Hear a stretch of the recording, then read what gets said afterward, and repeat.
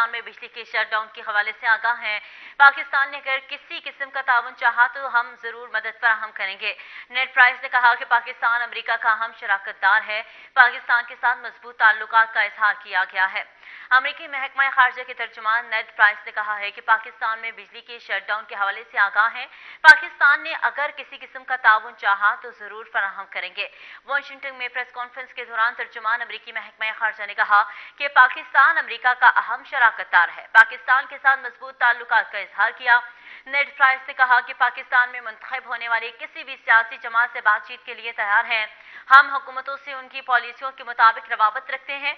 उन्होंने कहा कि अमेरिका जनूबी एशिया में अमन और इस्तेहकाम की ख्वाहिश रखता है।